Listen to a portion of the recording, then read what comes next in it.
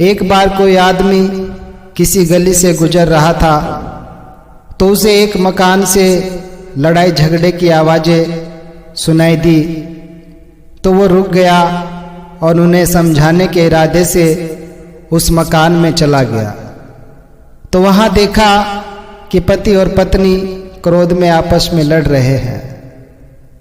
तो जब उस इंसान ने पूछा कि आप लोग क्यों लड़ रहे हैं, तो पहले पति बोला कि मैं लड़के को डॉक्टर बनाना चाहता हूँ, लेकिन मेरी पत्नी इसमें अड़चन डाल रही है और ये इस बात पर अड़ी है कि मैं अपने बेटे को वकील बनाना चाहती हूँ। तो जब उस इंसान ने यह सुना तो उसने कहा कि इसमें झगड़ने वाली क्या बात है, आप अपने बेटे को बुलाकर उसी से ही पूछ लीजिए कि वो क्या बनना चाहता है। हो सकता है कि वो आपको ना बताना चाह रहा हो, तो उसे बुलाइए, मैं ही उससे पूछ लेता हूँ कि वो क्या बनना चाहता है। तो ये सुनकर पति और पत्नी दोनों चुप हो गए। और जब उस इंसान ने लड़के को बुलाने के लिए फिर से कहा तो पति बोला कि लड़का तो अभी पैदा ही नहीं हुआ है। हम आज प्रभु परमात्मा के नाम पर एक दूसरे को नीचा दिखाने और एक दूसरे को मारने काटने के लिए हरदम तैयार रहते हैं, लेकिन इस प्रभु ईश्वर को अपने हृदय में जन्म ही नहीं देते।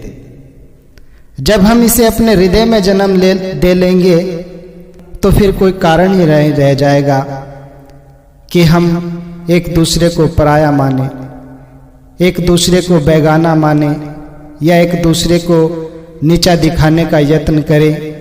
जैसे इंग्लिश में एक कहानी आती है जिसमें बिलीवर्स और नॉन बिलीवर्स का जिक्र आता है।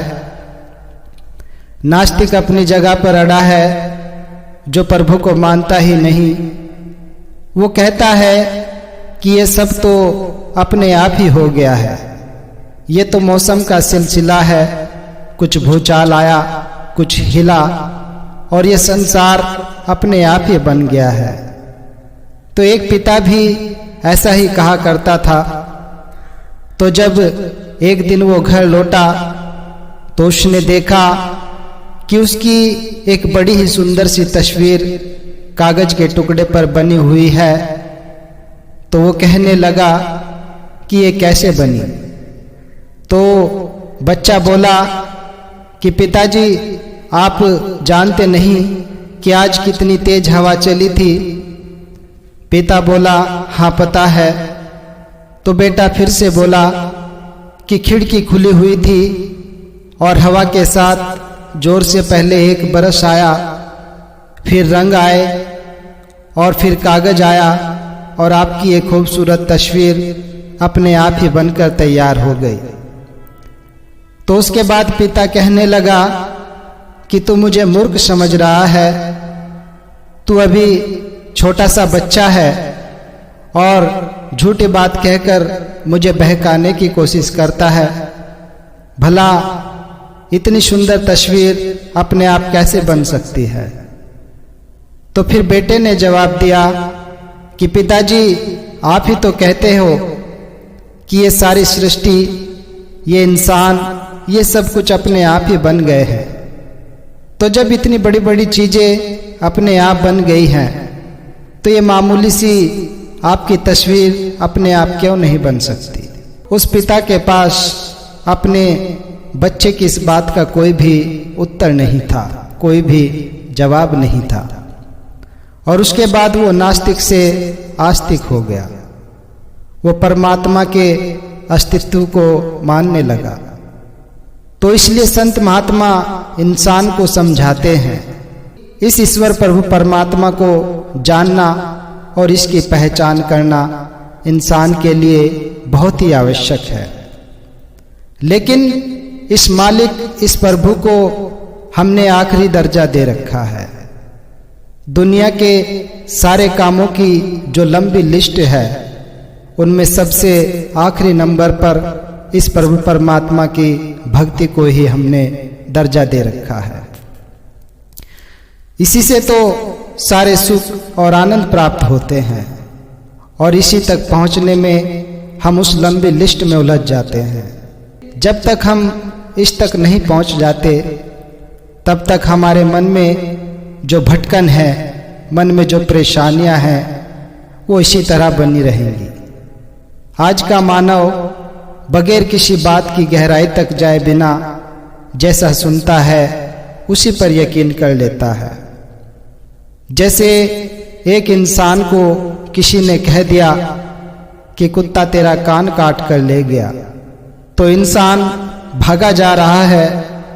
उसको आगे एक और आदमी ने पूछा कि क्या बात हो गई, आप कुत्ते के पीछे क्यों भागते जा रहे हो, क्या वो किसी को काट कर आया है? तो वो कहने लगा, नहीं नहीं, कुत्ता मेरा कान ले गया है। आगे एक और इंसान उसको मिला, उसने भी उसको रोका और कहा कि क्यों भाग रहे हो, क्या ये आपका कुत्ता है और क्या आप इसे पकड़ने जा रहे हो? तो वो कहने लगा कि नहीं, ये कुत्ता मेरा कान काट कर ले गया है। तो उस इंसान ने उसको बाजू से पकड़ लिया और रोक लिया और रोककर उसको कहा कि पहले मेरी बात तो सुन, तू जरा अपने हाथ अपने कान पर तो लगा, कहाँ कुत्ता तेरा कान काट कर ले गया है? तो जब उसने कानों को हाथ लगाया तो कान तो वहीं थे, कुत्ते ने तो कोई भी कान नहीं काटा था। तो उस इंसान ने कहा, मुझे तो 2-3 आदमियों ने कहा था कि कुत्ता तेरा कान काट के ले गया है, मैं तो इसलिए इसके पीछे पीछे भाग रहा था। जब उस इंसान ने सोचा, तभी तो उस इंसान को पता चला कि मैं तो बेकार में ही दौड़ लगा रहा था। तो इस प्रकार से ही इंसान को भी ये सोचना चाहिए कि जहाँ बिजनेस का या सर्विस का सवाल होता है तो वहाँ तो इंसान उसकी तह तक जाने की कोशिश करता है, लेकिन जहाँ पर धर्म का सवाल आ जाता है, जहाँ पर इस प्रभु परमात्मा की भक्ति का सवाल आ जाता है, वहाँ पर इंसान अपनी शुद्ध बुद्ध खो बैठता है। क्योंकि इंसान माया की भ्रांति का यकीन कर लेता है, हकीकत को जानता नहीं, और जितनी धन दौलत इंसान इकट्ठी कर रहा है, आखिर में उनका कोई भी मोल नहीं है। क्योंकि इस प्रभु की दरगाह में केवल एक ही बात पूछी जानी है कि जिस काम के लिए संसार में तू गया था, तूने वो काम किया कि नहीं किया। बाकी चीजें जिनको तू महत्ता देता है, उनकी अंत में कोई भी कीमत नहीं पड़ने वाली। इस प्रभु की प्राप्ति के लिए है इंसान, तुझे कहा गया है। ये बात, ये अवस्था तेरे ही हिस्से में आई है। तुझे एक मौका मिला है, अगर इस काम को नहीं किया तो फिर तूने कुछ नहीं किया, और भले ही तूने सब कुछ बना लिया, संसार में तरक्कियां भी कर ली, लेकिन परमात्मा को जाने बगैर इन सभी पदार्थ, महल अटारियों, सभी प्राप्तियों का कोई भी कुछ नहीं होने वाला। समय के साथ ये सब बदल जाती हैं। संत महापुरुषों ने तो इंसान को केवल याद दिलाने की कोशिश ही की है, जगाने की कोशिश ही की है।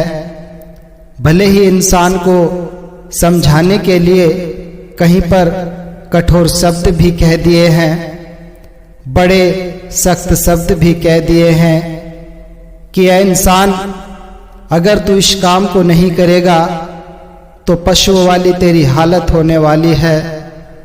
तू पशु जैसा बना रहेगा, तू जानवरों का स्वरूप बना रहेगा।